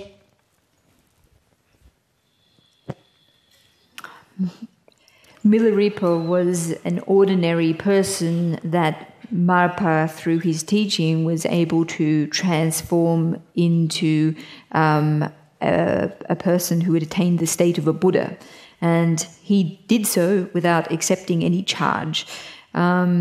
Hongren, in respect of Master Huineng too, he transformed Huineng from someone who was a very ordinary person, in fact an illiterate person who went to the mountains every day chopping wood in order to support his mother and father, transformed this ordinary person into a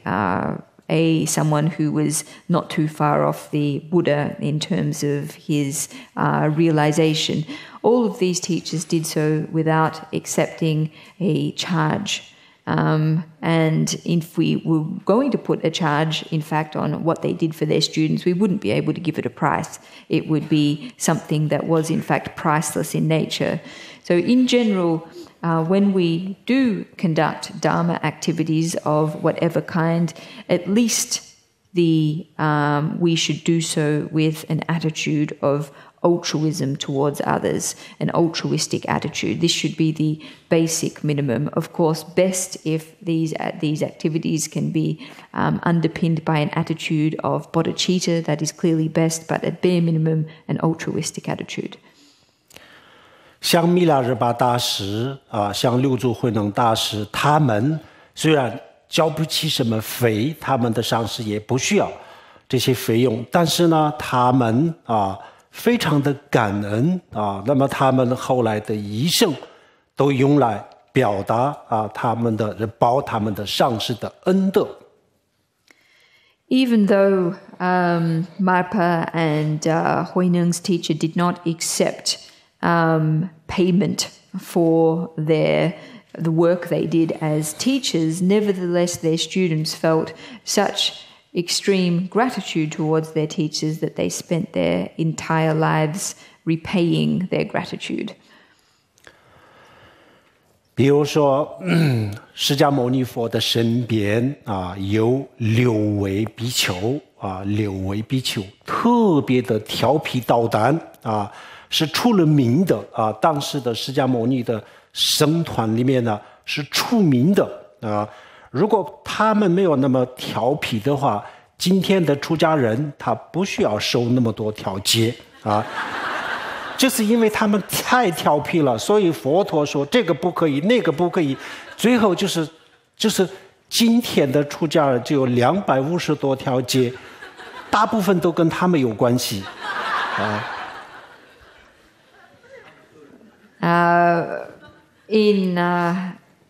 Among the Shakyamuni Buddha's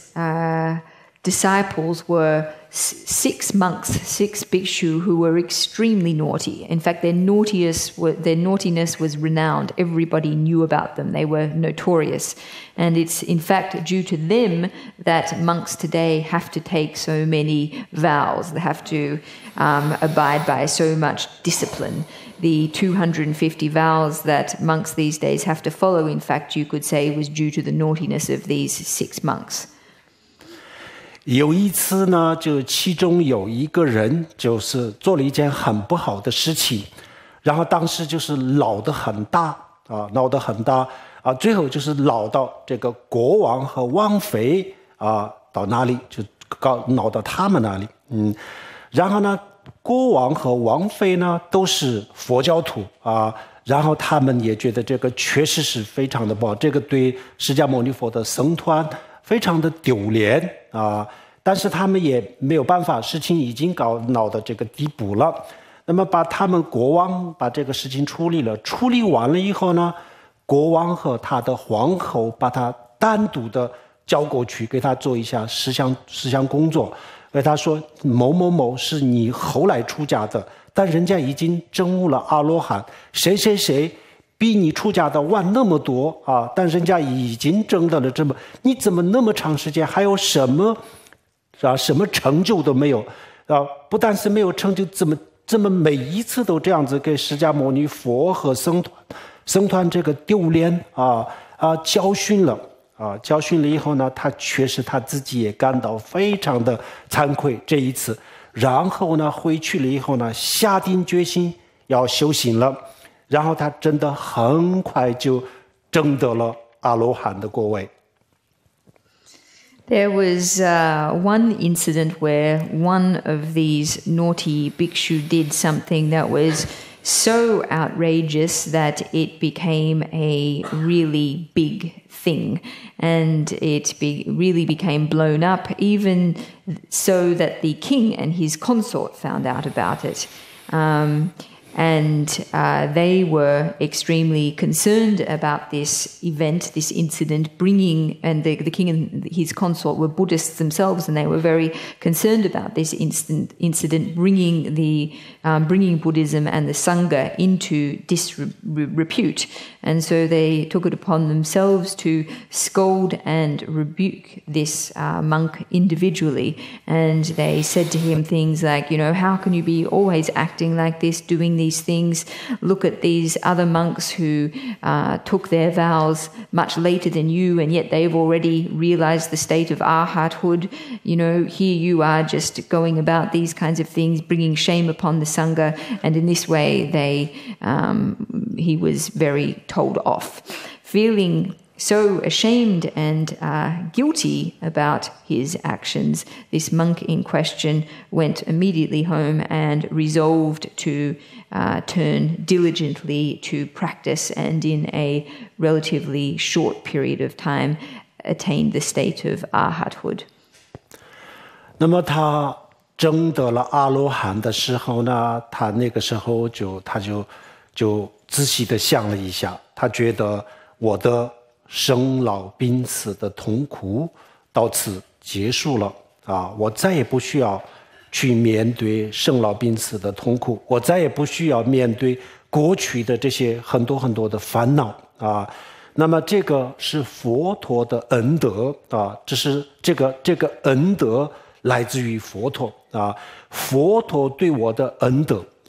佛陀帮我的这个忙，我的父亲也没有帮我这种忙，我母亲也没办法帮我这种忙我的所有的亲戚朋友加起来，他们也没有办法帮我这样子的忙佛陀让我结束了所有的这个痛苦那这样子的话，我要报答佛陀的恩德。那他想报恩，那么他想了一下，他想了半天，我以什么样的方式这个报答佛陀的恩德是最好的、最恰当的呢？他想来想去，最后他想，佛陀他一生他一辈子他想做的事情是利益众生他想看到的是所有的众生幸福快乐，没有痛苦那么这个是他最想做的事情，他最想看到的事情那我要去做这件事情，这样子才可以报答佛陀的恩德。那么这样子以后呢，他从证得阿罗汉以后的他的晚年所有的时间都用来做这个帮助在这个在家人，不是在僧团里面，到在家人，到社会，到老百姓当中去传法，让很多很多人解脱。最后呢，他也就是因为就是当时有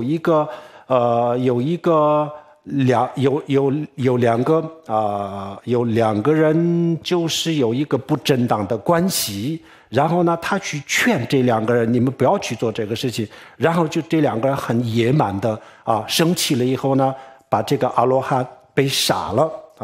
那么把他自己的最后的生命也给奉献给这个事业。那么他们虽然他们没有交什么费但他们的报答的方式、报恩的方式就是这样子。And this particular bhikshu, having attained the state of arhathood, began to reflect. He started to reflect on his situation. He reflected on the fact that his suffering in samsara had now ceased, it had now finished, and that he owed his gratitude to this to no one other than the Buddha. It was due to the Buddha's kindness that he was able to free himself from the sufferings of samsara. This was not something that his own parents were able to teach him. It was not something that his dearest friends were able to teach him. It was something that was due to the kindness of the of the Buddha. So therefore, he started to contemplate how he should go about repaying this kindness, what he should do to be of benefit to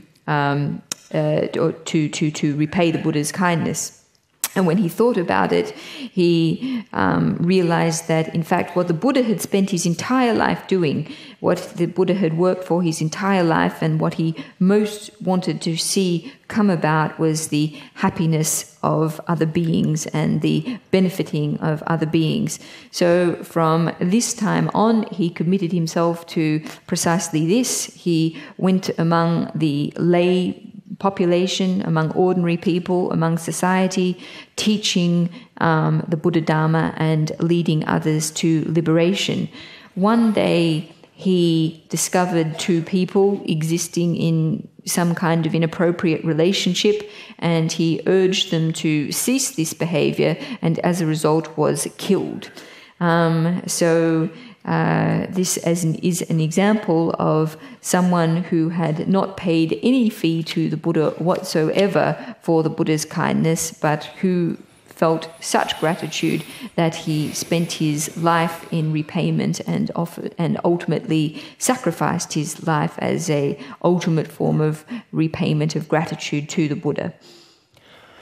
好，如果我们每一次，比如说关一个顶啊，都要交个几百块、几千块，见一次面也得要交这么多的钱，听一次演讲课也要交这么多钱，那么每一次都是为了金钱的话，那我们最后就是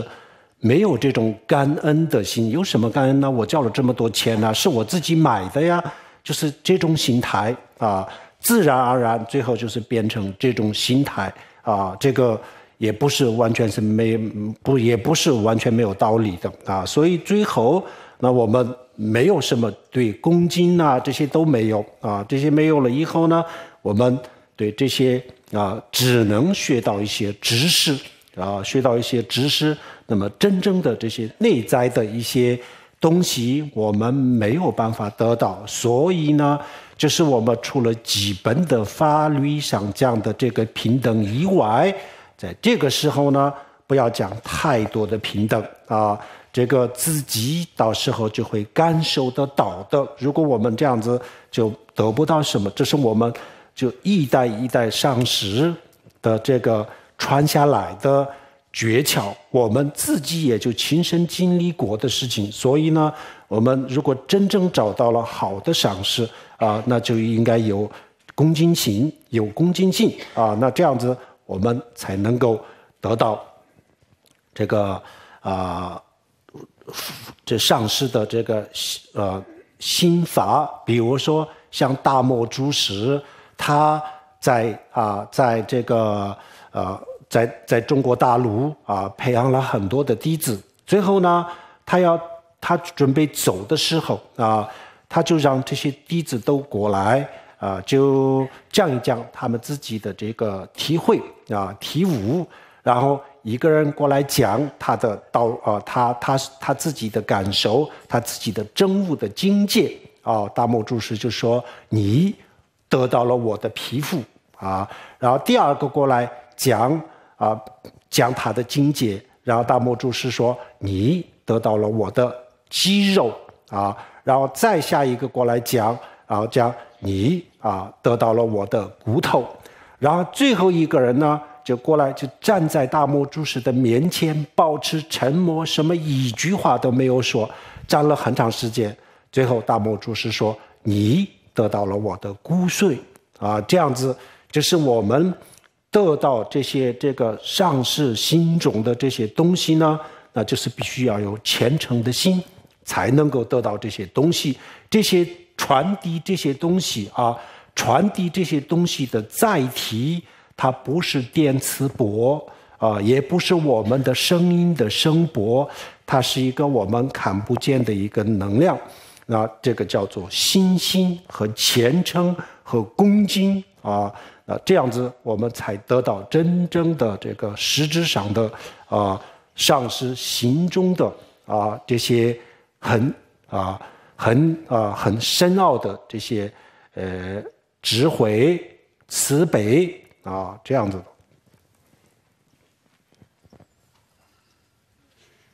If every time we give an initiation or meet with students or provide a teaching, we expect $100 or several $100s to be paid, then it is not surprising that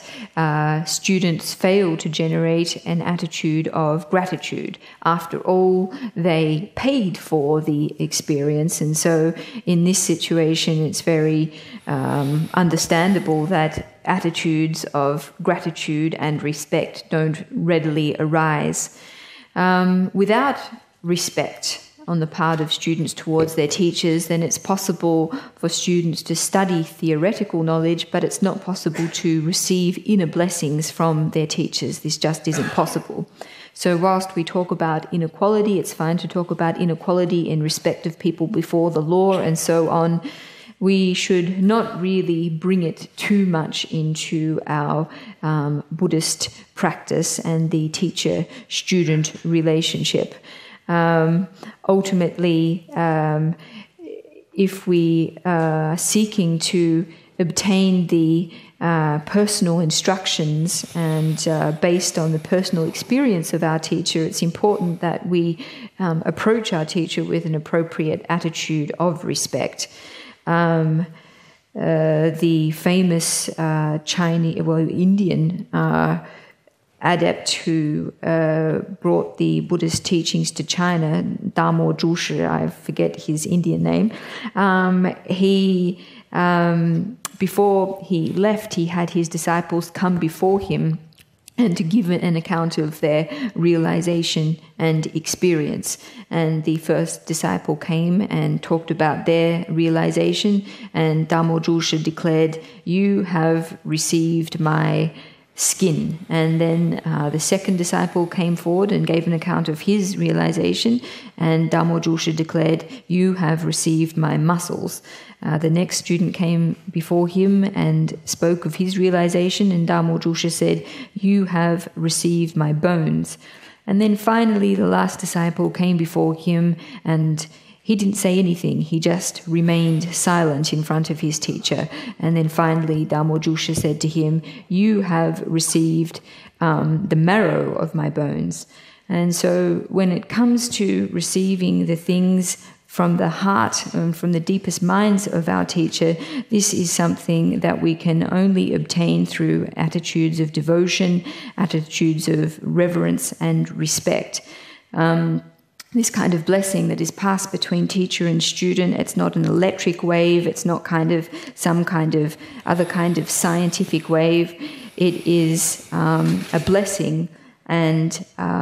it is transmitted through attitudes of devotion and reverence on the part of students. And these deepest form of blessings, these deepest things that reside inside our teachers, their deepest wisdom and their deepest compassion, can only be transmitted in its blessing in this way. 好，我们找到了这样子的常识之后怎么做？我们下一堂课里面呢，继续给大家介绍。今天上午的课就讲到这里。So today we have spoken about finding a qualified teacher. What we do or how we proceed after we have done this is what we will go on to speak about this afternoon. Due to the fact that we've run a little bit over time, it might be necessary for us to reduce our question and answer time. 好，我们现在开始做回向我们把所有的功德分享给天下所有的众生，愿天下所有的众生能够早日解脱